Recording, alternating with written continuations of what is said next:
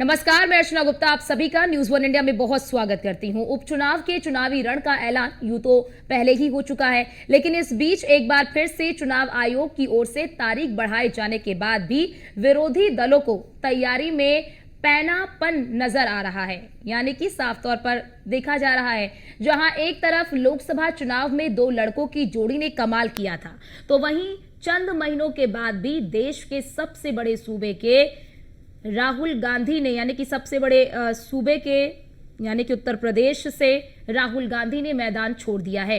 यही वजह है कि अभी तक ना ही राहुल गांधी की कोई रैली प्रस्तावित है और ना ही सपा के दिग्गजों की कोई रैली प्रस्तावित है, ना ही कोई प्लान सामने आ रहा है।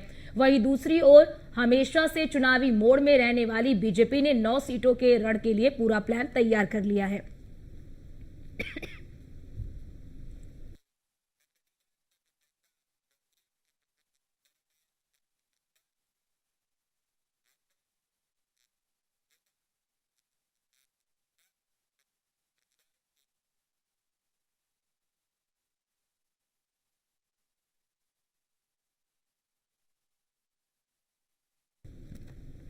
तो चुनावी रण सचकर तैयार हो चुका है और इस रण में सभी जो दिग्गज हैं वो उतर रहे हैं। लेकिन बड़ा सवाल यहां पर ये, क्योंकि देखिए चुनावी तारीखों का ऐलान हो चुका है और तारीखों में बदलाव भी हुए हैं। तारीख में बदलाव ये हुआ है कि 13 तारीख को होने वाला था, लेकिन अब वो 20 नवंबर को होगा।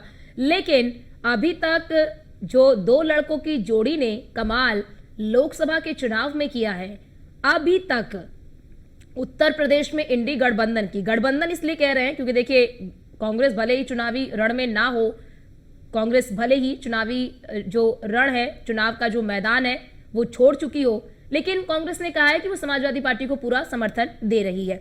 लेकिन अभी तक राहुल गांधी की कोई जो रैली है वो प्रस्तावित नहीं है।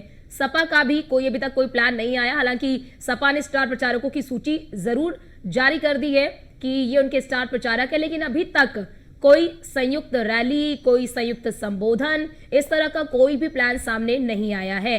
तो अब ऐसे में कई तरह के सवाल उठ रहे हैं कि बस क्या कांग्रेस ने केवल बोल दिया है कि वो समर्थन दे रही है, लेकिन धरातल पर वो तस्वीर नजर नहीं आ रही है। इस तरह के कई तरह के सवाल उठ रहे हैं। अब ऐसे में देखना ये होगा कि आने वाले दिनों में क्या कोई रैली देखने को मिलती है या फिर नहीं मिलती है, क्या कोई संयुक्त रैली होगी, क्या कोई संयुक्त जनसभा देखने को मिलेगी या नहीं मिलेगी, इस पर फिलहाल नजर बनी रहेगी। क्योंकि देखिए उत्तर प्रदेश में 9 सीटों पर विधानसभा के उपचुनाव होने वाले हैं। एक तरफ जहां बात अगर विपक्षी पार्टी की कर ले तो विपक्षी पार्टियों की ओर से कोई ऐसा प्लान सामने नहीं आया है। वहीं बीजेपी की ओर से अगर हम बीजेपी की बात करें तो बीजेपी ने इस रण को जीतने के लिए सारी तैयारी कर ली है, सब कुछ तय हो चुका है। आपने देखा कि किस तरह से बीजेपी ने सभी नेताओं की ड्यूटी लगा दी है। मुख्यमंत्री योगी आदित्यनाथ ने खुद पूरा जो मोर्चा है वो अपने कंधों पर संभाल रखा है। सभी जो मंत्री हैं, प्रभारी हैं, नेता हैं, विधायक हैं, सांसद हैं, सबकी ड्यूटी जो है वो लगा दी गई है उत्तर प्रदेश के इस रण को जीतने के लिए। और मुख्यमंत्री योगी आदित्यनाथ खुद भी काफी ज्यादा सक्रिय नजर आ रहे हैं। आप देख भी रहे होंगे कि लगातार मुख्यमंत्री योगी आदित्यनाथ कई जिलों का दौरा भी कर रहे हैं, वहां पर चुनावी सौगात देते हुए भी नजर आ रहे हैं। और इसी के साथ ही उत्तर प्रदेश की इन 9 सीटों को जीतने के लिए बीजेपी ने पूरा प्लान सेट कर लिया है। लेकिन समाजवादी पार्टी का क्या प्लान है अभी तक वो सामने नहीं आ पाया है। समाजवादी पार्टी किन मुद्दों को लेकर आगे बढ़ रही है, फिलहाल ये भी सामने नहीं आ पाया है। हालांकि समाजवादी पार्टी जो है वो कहती है कि वो पीडीए के फॉर्मूले को लेकर ही आगे बढ़ रही है। ऐसे में क्योंकि देखिए नारेबाजी बहुत ज्यादा हो रही है, पोस्टरबाजी भी काफी ज्यादा हो रही है, तो अब ऐसे में देखना यही होगा कि इस उपचुनाव का जो रण है जो सज चुका है, इस रण में संयुक्त रैली, संयुक्त जनसभा कब देखने को मिलती है। फिलहाल ये बड़ी जानकारी आपको दे रहे हैं। चुनावी रण जो है वो सच कर तैयार हो चुका है। जो रण बांकुर हैं वो भी चुनावी मैदान में उतर चुके हैं। अब ये चुनावी रण कौन जीतेगा ये तो फिलहाल नतीजे ही बताएंगे। लेकिन तैयारी की अगर हम बात कर ले तो बीजेपी तैयारी के मामले में हमेशा ही आप देखेंगे कि मजबूत नजर आती है, क्योंकि बीजेपी की हमेशा से ये स्ट्रैटेजी होती है कि एक चुनाव खत्म होता है तो वो तुरंत दूसरे चुनाव की तैयारी में जुट जाती है। वहीं अगर आप देखेंगे विपक्षी पार्टियों की स्ट्रैटेजी को, अगर आप देखेंगे तो विपक्षी पार्टी एक चुनाव खत्म होने के बाद अगर उसमें जीतती है या फिर हारती है तो फिर उसमें उसके जश्न में या फिर उसका क्या नतीजा रहा है, उन नतीजों में ही फंसी रहती है। लेकिन अगर आप देखेंगे बीजेपी को, तो बीजेपी नतीजा आता है उसको देखा जाता है, उसको समझा जाता है, उसको परखा जाता है।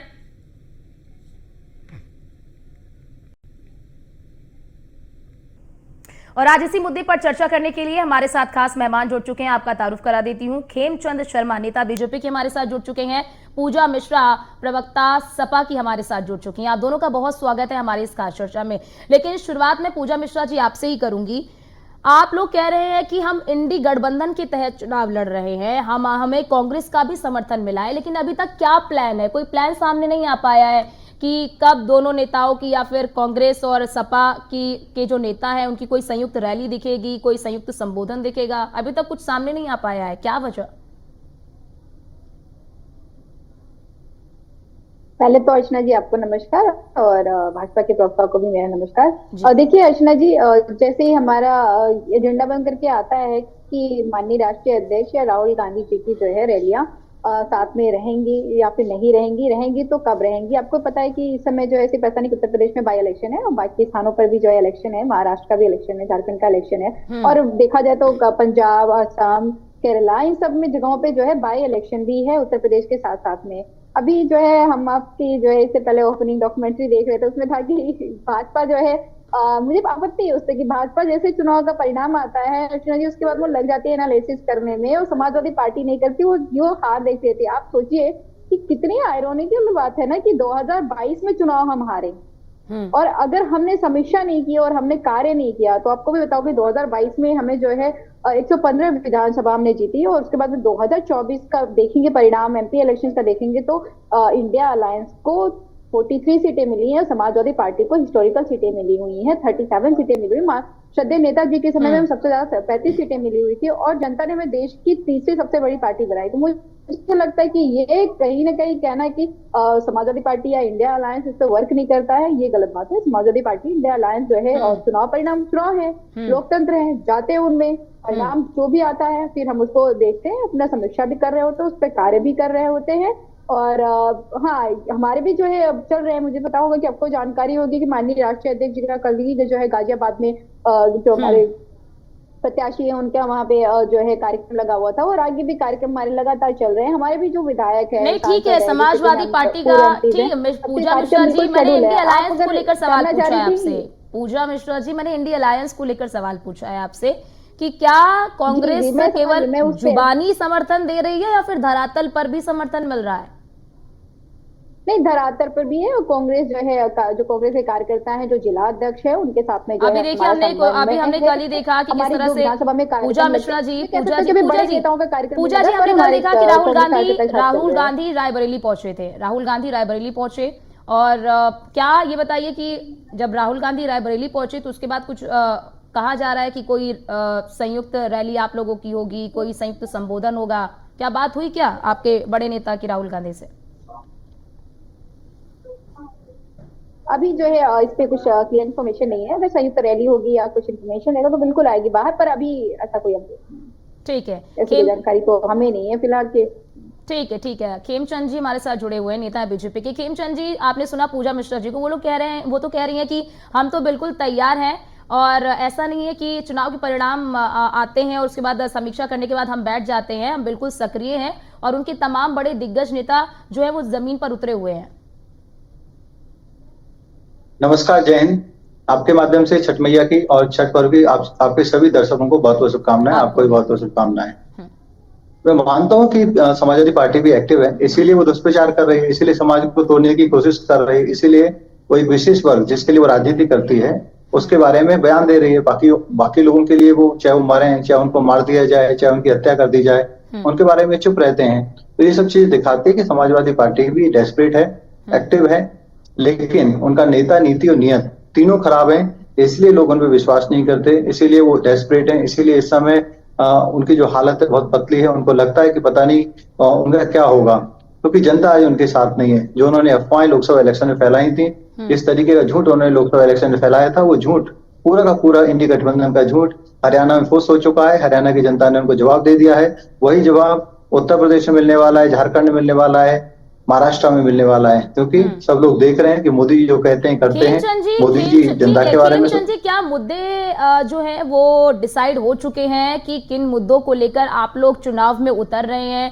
क्या बटेंगे तो कटेंगे ही एक पूरी रणनीति आप लोग की रहने वाली है, या फिर मुद्दे आप लोगों ने डिसाइड कर लिए कि किन मुद्दों को लेकर आप लोगों को उपचुनाव में उतरना है?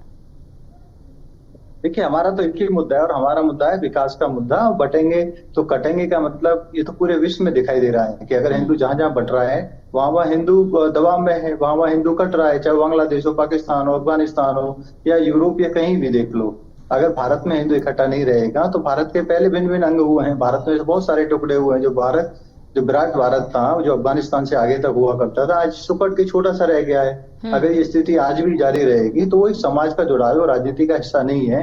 राजनीति का हिस्सा हम राजनीति करते हैं अपने काम के आधार पे। हमारी जो यूपी सरकार ने काम किया है, हमारी केंद्र सरकार ने काम किया है, दोनों कामों को हम लोगों के बीच में लेके जा रहे हैं और उसके आधार पे हम चुनाव लड़ रहे हैं। और हमें पूरी उम्मीद है कि हमारे काम पे जनता मोहर लगाएगी और जो दुष्प्रचार विपक्षी पार्टियां कर रही हैं, हमने उसको भी उजागर किया है, उस लोगों के सामने आ चुका है। चाहे वो रिजर्वेशन पे हो, डेवलपमेंट पे हो, सिक्योरिटी पे हो, बहुत सारी चीजों पे हो, वो सब लोगों के सामने आ चुका है। हम 36 समाज की बात करते हैं, 36 जातियों की बात करते हैं। ये सिर्फ और सिर्फ एक पर्टिकुलर विशेष वर्ग की बात करते हैं, ये सबकी बातें नहीं करते।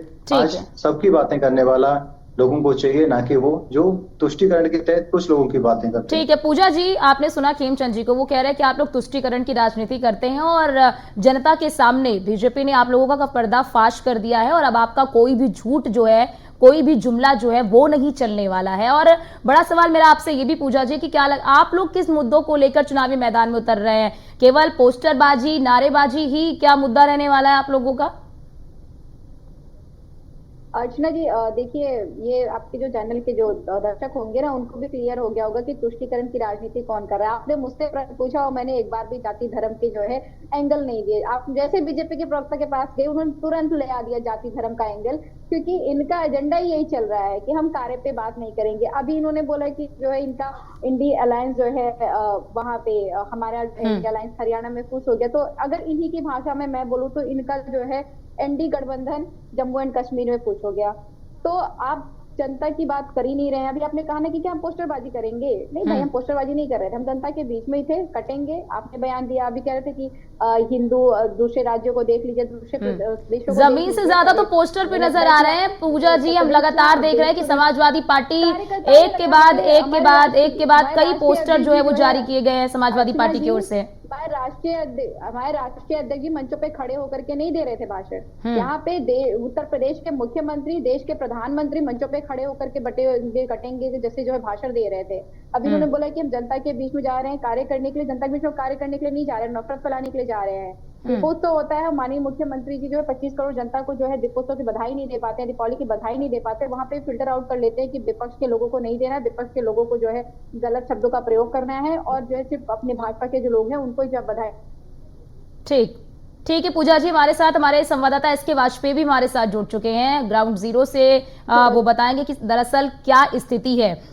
एस के वाजपेयी, हम देख रहे हैं कि मैदान सज चुका है, हालांकि मैदान से बाहर हो गई है कांग्रेस, उसने पूरा मैदान सपा के लिए छोड़ दिया है, लेकिन ये कहा गया है कांग्रेस की ओर से कि हम पूरा समर्थन देंगे। तो क्या ये समर्थन जुबानी है या फिर धरातल पर सपा को समर्थन मिल रहा है कांग्रेस का?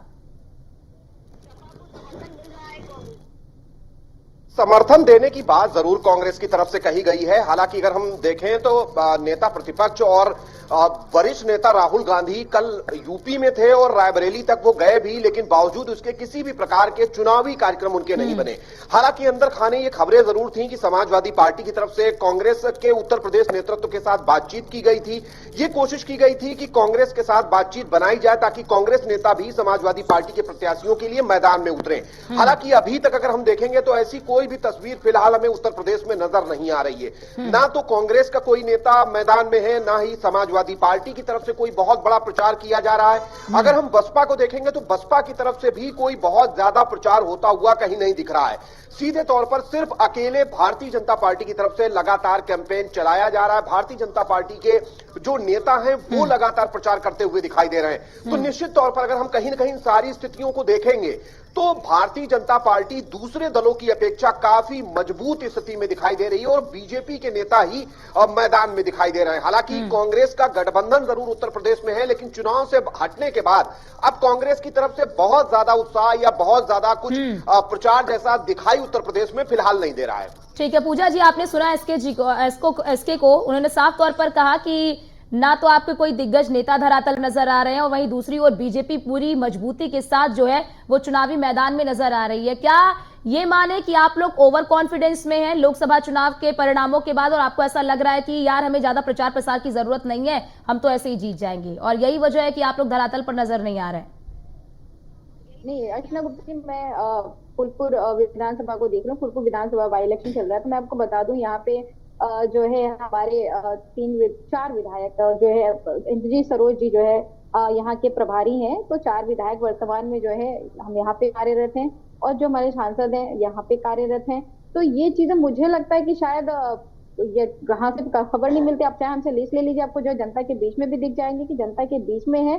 जैसे 2024 में मुझे लगता है कि आपको शायद जनता के बीच में नहीं दिख रहे थे, इंडिया अलायंस नहीं दिख रहा था, पर हम थे जनता के बीच में। हमारा ओवर कॉन्फिडेंस नहीं है, हमें बस इतना पता है कि कोई कुछ भी कह रहा हो, कोई कुछ भी कर रहा हो, हम जनता के बीच में हैं, हम जनता की बातों को लेकर के चल रहे हैं। इनके जो मंत्री हैं, इनके जो बड़े नेता हैं, अगर उनसे एक बार से कह दीजिए कि आप जो है कार्य की बात कर लीजिए, तो कार्य की बात नहीं कर पा रहे ना अर्चना जी। वो सब भाषणबाजी करते हैं और नारे दे रहे हैं, गलत वक्तव्य इस्तेमाल कर रहे हैं, काटने की बात कर रहे हैं। ठीक है खेमचंद जी, पूजा मिश्रा जी 24 ठीक है पूजा जी, खेमचंद जी, पूजा मिश्रा जी 2024 के लोकसभा चुनाव की याद आपको दिला रही हैं। वो कह रही हैं कि 2024 के लोकसभा चुनाव में भी तो आप लोग सक्रिय थे, लेकिन उत्तर प्रदेश में आप लोगों का क्या हाल हुआ और अभी भी आप लोग सक्रिय हैं? देखिए मैंने क्या कहा था कि 2024 में इन्होंने जो झूठ फैलाई थी, जो अफवाह फैलाई थी, जो मिस इन्फॉर्मेशन फैलाई थी, उसका लाभ इनको मिला, नो डाउट इनको लाभ मिला। जनता का अपमान ना किया करें। लेकिन अब वो चीजें सब बाहर आ चुकी हैं। वही कांग्रेस ओवर कॉन्फिडेंस में थी कि हरियाणा में वो भारतीय जनता पार्टी को धो देगी, एक तरफा उनकी जीत होगी, लेकिन जनता देख रही थी इन्होंने किस तरीके से अफवाह फैलाई कि भाई रिजर्वेशन खत्म कर देंगे, ये लोग संविधान बदल देंगे। तो लोगों ने देखा नहीं, ये सब झूठ है, ना संविधान बदलेगा, ना रिजर्वेशन खत्म होगा, बल्कि रिजर्वेशन मजबूत हो रहा है, संवैधानिक संस्थाएं मजबूत हो रही है, संविधान मजबूत हो रहा है। जब ये झूठ के बादल हट गए तो इनको जो फायदा मिला था वो भी टेम्परेरी फायदा हट गया। उत्तर प्रदेश में अब काम पे बात हो रही है, उत्तर प्रदेश में एक अच्छी सरकार सुशासन पे बात हो रही है, लॉ एंड ऑर्डर पे बात हो रही है, अच्छे नेता पे बात हो रही है, अच्छी नीति पे बात हो रही है, अच्छी नीयत पे बात हो रही है। जब तीनों चीजों पे बात होती है तो हमारे पास फॉर्चुनेटली तीनों चीजें हैं, अच्छे नेता हैं, केंद्र में भी हैं, स्टेट में भी हैं। हमारी नीति बिल्कुल साफ है कि हम सुशासन देते हुए प्रदेश को डेवलप करना चाहते हैं, प्रदेश हमने डेवलप किया है, हम देश को विकसित राष्ट्र बनाना चाहते हैं और हमारी नीयत बिल्कुल साफ है। तारीख को लेकर भी कहा जा रहा है खेमचंद जी, देखिए क्योंकि तारीखों में बदलाव हुआ है तो उसको लेकर सपा जो है वो काफी ज्यादा हमलावर है आप लोगों पर। सपा कह रही है कि जितना टालोगे उतने ही बुरे हारोगे। देखिए तारीखों में बदलाव हम नहीं करते, वो इलेक्शन कमीशन करता है, उनका विशेष अधिकार है, वो कभी भी करा ले, वो कल करा ले। इसलिए भी ज्यादा हमलावर हो रहे क्योंकि जब तारीख बदली तो बीजेपी ने इसका समर्थन किया। क्यों चले गए थे? 15 तारीख को फेस्टिवल होना है, 13 तारीख को चुनाव नहीं होना चाहिए। केरला में वायनाड में जो है वोटिंग होगी 13 को, पर विधानसभा की बाई इलेक्शन नहीं होगी। ये दिखता है, ये जनता को अपने कहा ना, मैं हमेशा कहती हूँ कि जनता का अपमान मत किया करिए, कि जनता को जो है कोई क्षेत्र में अभी जैसे गुमराह कर सकते हैं ना हम गुमराह कर सकते हैं। जनता ने अगर आपको वोट दिया था तो उनको लगा होगा कि आप उनके मुद्दों की बात कर रहे हैं। अगर जनता ने हमें वोट दिया तो लगा है कि हमारे मुद्दों की बात कर, अगर हमें नकारा था तो हमें कुछ कमियां होंगी, अगर आपको नकारा है तो आप में कोई कमियां होंगी। ये मत कहिए कि जनता को कोई गुमराह कर सकता है। ये खेमचंद जी को बोलने दीजिए। पूजा जी ठीक है, पूजा जी आती हूँ मैं आपके पास। खेमचंद जी आप बोलिए। ठीक है, क्या डेट बढ़ने से आप लोगों को और मौका मिल गया? लेकिन पूजा जी इस बात को तो आप भी नजरअंदाज नहीं कर सकती ना, अगर डेट बढ़ रहा है तो इसका फायदा या नुकसान जो भी है सभी को समय तो मिल रहा है ना चुनाव की तैयारियों के लिए। ऐसा थोड़ी कि बीजेपी को मिला और आपको नहीं मिला। देखिए क्यों नहीं, जो है भाजपा की सरकार है, भाजपा के हाथ में पावर है। आपने चंडीगढ़ में नहीं देखा था, आपने नहीं सुना जब जो है सीबीआई को जो है सुप्रीम कोर्ट ने कहा कि आप पिंजरे का तोता कब तक रहेंगे, पिंजरे से बाहर निकले, पिंजरे का तोता नहीं है। तो जब जिसकी सरकार है, अभी देखिए डीजीपी भी अपने मर्जी से रखेंगे, माननीय मुख्यमंत्री जी अपॉइंट करेंगे, पारदर्शिता चारों तरफ से खत्म करते चले। जिसके पास पावर है वही तो एक्सरसाइज करेगा। ठीक है, हमारे खेमचंद पास जी तो जवाब power है दीजिए इस नहीं, पर। ठीक ना है, तो कि हम एक्सरसाइज करने चले जाएंगे, तो ये मिसयूज करते चले आए, तो मिसयूज करने का उनको और मौका मिल जाएगा। ठीक उनको है, लगे कि हाँ ठीक ठीक है, हम एक ठीक हफ्ते है, और लेते हैं मिसयूज ठीक करने के लिए। है, ठीक है। खेमचंद जी जल्दी से बोले, फिर मैं एसके के पास आती हूँ। जवाब दीजिए पूजा जी के सवालों का। देखिए पूजा जी, 2024 में भी सत्ता में कौन था? हम ही थे। राज्य में भी हम थे, केंद्र में भी हम थे। तो आपको ज्यादा सीट कैसे मिल गई? आप जो बौखलाहट है वो दिखा रही है साफ साफ कि आपका जो नहीं, झूठ आपने था, मिसयूज नहीं किया आपका तो जो आपको अफवाह पता होता थी, ना, तो 60 से आपके जो ऊपर जाते हैं आयोजित और अब। प्रायोजित आंदोलन थे, अब उनकी हवा निकल चुकी है। अब जनता समझ चुकी है आप झूठ बोल रहे थे। इसीलिए आप बहानेबाजी कर रहे हैं कि कभी सिस्टम पे फोड़ दें, फिर कभी बोलेंगे कि भाई ईवीएम खराब है, फिर बोलेंगे कि भाई साफ सुथरा इलेक्शन नहीं हुआ। अब ये सब बहानेबाजी है, और बहानेबाजी करना अपने आप में ठीक, दिखाता है कि विपक्ष कमजोर हो चुका है, ठीक। पूरी तरीके से निराश है, हताश है। उनके पास कोई भी पॉजिटिव एजेंडा नहीं है, और ना ही उनके पास कोई पॉजिटिविटी है। वो ठीक है, मान चुके हैं, एक्सेप्ट कर चुके हैं कि वो हार ठीक रहे है, हैं, इसीलिए ठीक है। ऐसे बहानेबाजी कर रहे हैं, और बहानेबाजी करके वो अपने फेस को बचाने की कोशिश कर रहे हैं, और कुछ नहीं। ठीक है, ठीक है। एसके, बड़ा सवाल यहाँ पर यह भी निकलता है, क्योंकि आप जमीनी हकीकत को बेहतर तरीके से जानते हैं, तो जमीन पर क्या लग रहा है, किसकी तरफ हवा बह रही है? बिल्कुल, अगर हम प्रचार के माध्यम से देखेंगे तो भारतीय जनता पार्टी ज्यादा मजबूत दिखाई दे रही है, क्योंकि बीजेपी लगातार प्रचार कर रही है। हालांकि इसमें से 4 सीटें चूंकि समाजवादी पार्टी की हैं, और ऐसे में समाजवादी पार्टी का गढ़ नहीं है, तो समाजवादी पार्टी भी उन सीटों पर काफी मजबूत स्थिति में है। और सीधे तौर पर हम देखें तो मुकाबला भी बीजेपी और समाजवादी पार्टी के बीच ही दिखाई पड़ रहा है। और सीधे तौर पर इस मुकाबले में चीजें दिलचस्प होने वाली हैं, क्योंकि अगर आप चीजों को देखेंगे तो हमेशा उपचुनाव पर सत्ताधारी दल का प्रभाव रहा है। ठीक है, ठीक है, ठीक है। एसके, आपको रोकना चाहते हैं। बहुत शुक्रिया एसके आपका, खेमचंद जी आपका, पूजा जी आपका हमारे साथ जुड़ने के लिए और अपना अपना पक्ष रखने के लिए।